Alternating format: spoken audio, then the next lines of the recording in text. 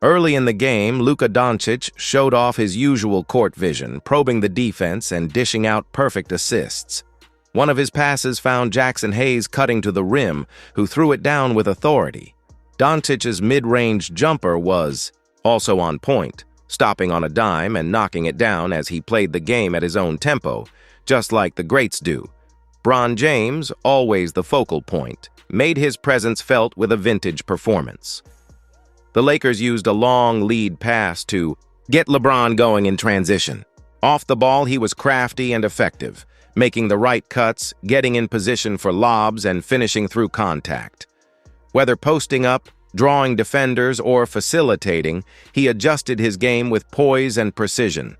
Rudy Gobert, the Timberwolves' defensive anchor and a three-time All-Star, continued to patrol the paint effectively. His presence altered shots and forced the Lakers to move the ball, but LeBron still found his way. One play saw him hold the ball, navigate contact, hit the deck, and still tap the ball in for the bucket, showing grit and determination. D'Angelo. Russell was cold from the field, and the Lakers' offense stagnated at times. Meanwhile, Mike Conley quietly led the Timberwolves in scoring during the early stages, which was telling of Minnesota's struggles offensively. When Conley is your leading scorer and your team has just 24 points on the board, it's a red flag. Anthony Edwards, aka Ant-Man, collided mid-court with Austin Reeves, adding to the physicality. Jaden McDaniels had a tough night shooting, going just high on their rhythm. When in need of a bucket, they trusted their core players. That trust was rewarded when Clark, cool under pressure, received the pass back from Alexander Walker, stepped into a deep three, and buried it. That was Clark's first triple of the game, and it came at a huge moment. Calm, collected, and confident, he extended the Timberwolves' lead at a critical juncture. J.J. Redick, coaching with intensity, quickly called a timeout. He gathered his team and urged them to focus. Redick wasn't taking any chances, calling his players into the huddle with urgency and clarity. The message was simple: protect the ball, don't overdo it, and play smart. Coming out of the timeout, the Lakers made several changes. Dorian Finney-Smith checked in for LeBron James. Austin Reeves returned to the court, replacing Goodwin, and Luka Dončić subbed back in for Vincent. Meanwhile, Minnesota brought back their veteran floor general, Mike Conley. Reporter Allie LaForce caught part of Redick's timeout talk. His key message: take care of the ball. Turnovers won't kill us if we stay sharp. We can close this gap. It was a clear sign that Redick still believed his squad could pull out the win with smart, composed play back on the floor. Conley showed exactly why he's so vital for Minnesota. Running the pick and roll with confidence, he found his spot and drilled a clutch jumper to push the Timberwolves' lead back up to 4. Conley's decision-making out of the pick and roll was textbook: patient, smart, and surgical on the ball. Next possession, the Lakers tried to counter. Hachimura had the ball, but Clark quickly doubled him. The pressure was on as LA looked to respond in a game that was slipping away. Connect had a clean look from 3, but couldn't get it to drop.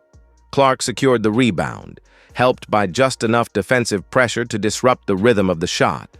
On the next possession, Mike Conley took Hachimura off the dribble, but Rui stood tall, forcing a tough miss with physical interior defense. The Lakers were shooting well in the fourth, 7 of their first 10 field goals, but needed stops to match. Connect worked the ball inside, defended closely by Dante DiVincenzo, then dished it out to Rui Hachimura. Hachimura, unfazed by tight coverage, stayed aggressive. He powered through and drew contact to earn a trip to the line. Hachimura stepped up and calmly knocked down both free throws. His hustle, energy, and willingness to play any role stood out as he chipped away at Minnesota's lead.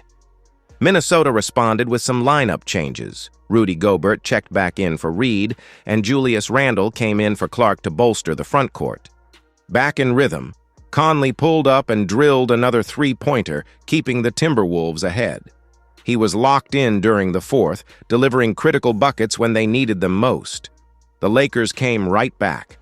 Hachimura faced off against Randle, kicked it out to Luka Dončić, and Luka fired from deep, burying a three-pointer from way beyond the arc. It was his first of the second half and his third triple of the night. The Timberwolves answered. Randle and Edwards worked a two-man game, swinging it back out to Conley. The possession wound down to 6 seconds. Randle took it upon himself, muscled his way inside, fought through contact, and banked it in.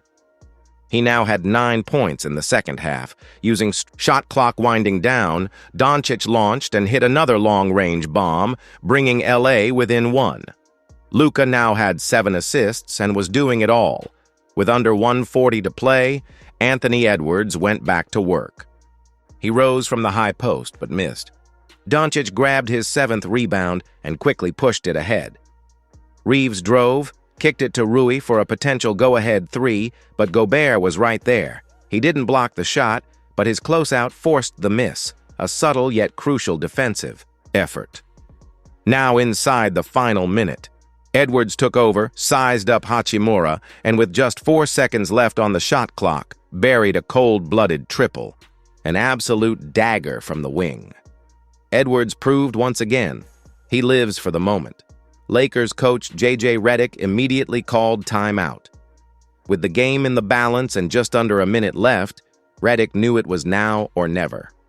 Out of the timeout, Dončić delivered again, driving hard and finishing to cut it to a 1-point game.